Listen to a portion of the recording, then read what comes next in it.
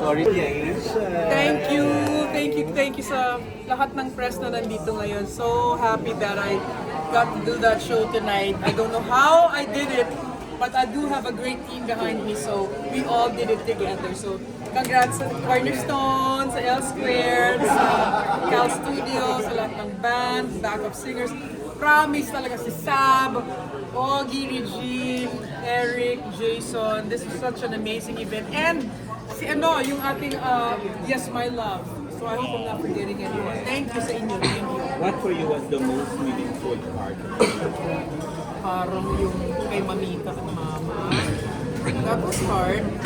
Kasi alam mo na, at saka yung last, yung Through the Fire, dahil ka, tsaka wala namang mag-ingat. Kasi nga, ang hirap kumanta na may baliktad ang oras. Tapos iba yung weather. So, I've been just praying na sana matapos ko lang. Huwag ako mamalat. Kasi sa gitna, malat ako. Sa una, nininervous ako. So yung bandang huli talaga sabi ko, bahala na. Todo na. Na-miss ka ng crowd, and I'm sure na-miss ko rin sila. Bitin ang crowd. Bitin ka rin ba? Bitin ako. But I hope na because of tonight, merong mga makapansin and then they'll maybe want another night. I don't know. Ako ready. I wanna do it again. And again, and again, and again. What was the reason behind having a different person for Wala Na? Oh, so if you go sa YouTube, meron doon akong Wala Na Bang Pag-ibig with McCoy, yung guitarist ni KZ. Nag-entry lang kami, tapos parang hindi siya napapansin. Pero gusto ko yung gitara. Wala naman akong -1. So ang sabi ko dun sa isang puti na nakasama ko sa isang gig, can you listen to this song, do the guitar in piano, kasi pianista siya, ginawa niyang piano. So may -1 ako. Tinesting ko, parang mas masaya to. Kasi alam na nila yung dati eh. So yun ang parang nagustuhan ko. Sabi ko, try natin sa Philippine market. Baka naman magustuhan nito. Parang ibang naman, tema, ibang flavor. I'm glad they did. I'm glad you guys did. So, ako na-enjoy ko talaga yan. That's like my favorite thing. Pero did you put a different meaning on how you interpreted it as compared to Yeah, hindi ko talaga alam. Sinasanipan lang ako ng mga espiritu tapos ay, ganito yung feeling. But I think it's more of a, I'm driven by the rhythms rather than lyrics. So yung lyrics, umiiba siya pag nararamdaman ko yung rhythm. So yun talaga ako. Kaya minsan yung kanta, hindi pare-pareho. Iba yung feeling. Miss Jaya, during the press, can you mention nga na si Regine hindi po siya available, but then ito nga nag-show up siya. How was it po na parang na-fulfill na? Uy, alam mo na, nag-iyakan na. Yung mga luha namin sa pilik mata ko, nakamasyong. Alam mo yung ganun bakla. So pre-practice nyo pa ba yun? Wala kami rehearsal. Ay, tara! Kasi iba yung areglo. So sabi ko, bahala na, sabi ko, punta ka lang. Kasi siya nagtawag. Tumawag siya kagabi. Baka makahabol ako. Kung hindi ako makahabol, manunood lang ako. So in-expect ko na manunood lang siya. Lumabas ang lola. And that's just the way she is. She's like kind-hearted, very involved in the friendship, napaka-generous, hindi lang sa akin, sa mga lahat. Pag nakikita niyo siya nag-guest, sa kanya yun, siyang nag-offer. Napakabuti niya talagang tao. So, Reg, thank you. How was it po na all throughout the years? Parang ito nga paglabas po ninyo, sobrang puno. Kumbaga parang remarkable pa rin, bankable pa rin po si Jaya. Hindi ko talaga. I expected ko, isasara nila yung taas. Sa lahat nasa baba. Paglabas ko, I wasn't, hindi ko sinasabing masosold out siya. Ang gusto ko lang, may magpunta. Ganun lang naman akong mangarap. Hindi ako mangarap kung OA. Di meron. Pero hindi ko na-expect na magugustuhan nila yung flow. Kasi minsan yun yung problema, yung flow ng line-up. Yung four songs ng una, maiksi lang dapat kada kanta yun eh. Sabi ko, hindi, buuhin natin. Ha? Mahaba yun eh. Buuhin natin. Magagalit yung mga yan. Pag ginawa mong medley, Yes. tama ako. Chaya, what do you think are the advantages and disadvantages of being in the performing industry for 10 years? At disadvantages, And advantages? sa disadvantage, nabiyayaan kasi ako ng maraming kanta na nag-hit. Hindi naman ako sumulat nun, di ba? So the songwriters somehow came up with the best songs. So, maswerte ako. Ang disadvantage lang siguro is that hindi naman lahat ng mga gigs ikaw ang gusto. So, but advantage, I always get gigs because of the songs. Kaya hindi din ako nawawalan. Di ba? Tinatanong ko lang, paano siya nag-gig sa US? Email, Instagram, sinasabi nila, magkano po TF nyo? Ano po attitude? Pwede ba kayo? Pakap! Sagot agad. Sa mga spam na hinahanap ko yan sa mga email. So nakakahanap ako ng gigs, not because I'm asking them, but because they go to the social media, tsaka email. So, that's big help. Ibig sabihin, hinahanap ka. It's not because of me per se, it's because of the songs. At lahat ng mga masyashonders, yung mga lumang tao katulad ko, hinahanap nila yung ganon. May pera na kami, Mar. Ay! May budget. Nung dati, kasi mga high school, college pa lang kami ngayon, di ba? Nasa May mga mall lang pera na tayo. Sign. Papasok ko lang po ang ating director, si John. Ay, sure. John Prats! Ay, sorry.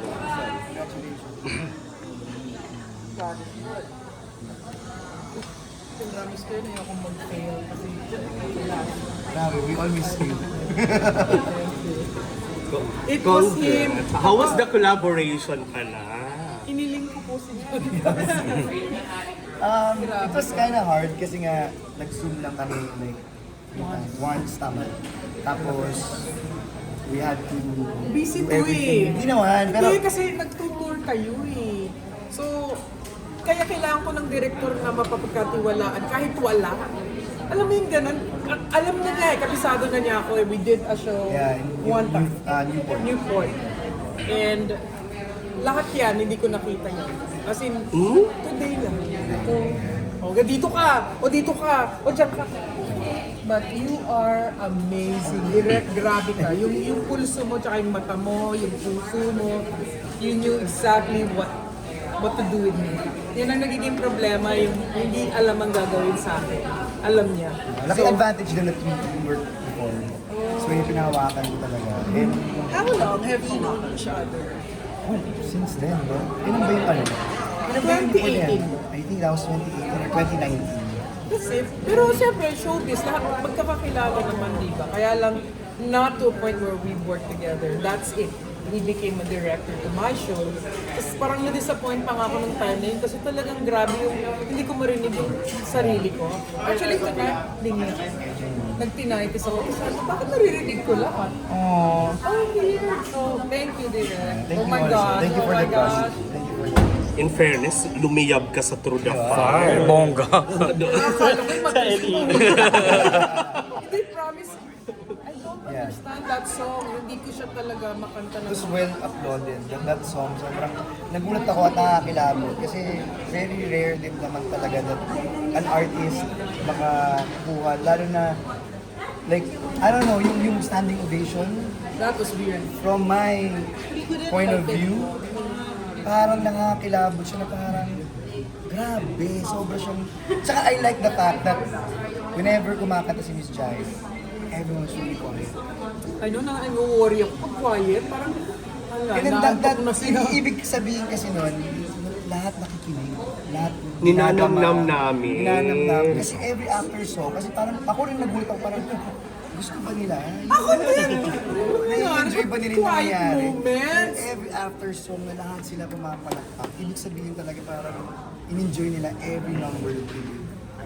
And isang advantage na is very clear kung anong intention ni Miss Jai. So it's easy for me na kahit 1 week preparation lang 1 week, guys. na execute namin siya. Good guy. But, Direk, nakulangan kami Kulang pa? We Hindi want... ka sumayaw. Hindi ka sumayaw direct. Ayoko Bakit? na sa award. Ma-award ako ni Direk. Siyempre, gabi ito ni Miss Jaya. Yung talagang... Sabi nga namin ni Eric kanina backstage, nakakamiss siya. Nakakamiss yung... And naramdaman namin yun even the audience talaga na ending na eh. Pero they all stayed. Nagpa-party sila. Ihirap ipa-party ng mga kaedad natin ha. Yes. Mahirap. Medyo... Uuwi na yan kasi magsisiksikan sa parking, mga gano'n. But they all Uwi na stay. tayo, may pasok pa bukas. Taray, grabe, Direk. Congratulations! Ang ganda ng producer ni Jamie Rafi. 100%. Yun yung mga last minute eh, na parang like sinasabi nga niya na parang direct may Miss Virgin tonight. May ganito tonight. Pero hindi kasi niya mag-guarantee na makakakanta siya eh. Kaya ang Walang iniisip sound check ko, yun, walang test talaga. Si Wala, Miss kaya Sir yung- Ogie tsaka siya. yes, yung unang part, akala ko, kasi dalawa talaga kami sa unang part. Ay, hindi ko kumanta. La, ra, ra, ra, ra. So yung second two lines, kanya, hindi siya kumanta, wala siya. Ah, babay, tinuloy ko na lang. Pumasok. Crayola. Pero ang galing ng... Ganun na kami. Yeah, grabe. Ganun na kami. Tinginan lang eh, no? Hindi natin Yung bigayan ninyo, parang kaya nakaka-amaze, so wala palang And preparation. it was raw for me raw sa akin kasi hindi ko lang ng rehearsal yung number na yun. So parang, ito pala yun, yung sagutan ninyo. At may pa-adlib pa sila sa huli, di ba? That's actually our duet. Pero nung pinaiba ko yung arreglo as like worship, actually matagal pa dapat yung umpisa sa hindi kasi makananda siya nakakaya naman. Hindi ko alam, I have no idea she was here. Na here to sing. So nung nangyari yun, ganun na yun. Check! Yeah. Very memorable yun. I mean, this one is so memorable. Congrats. Thank you. Congrats! Miss Jaya, what mo... Ay, sige. Ay, ano po, you have a lot of, you have a lot of hits, pero obvious naman,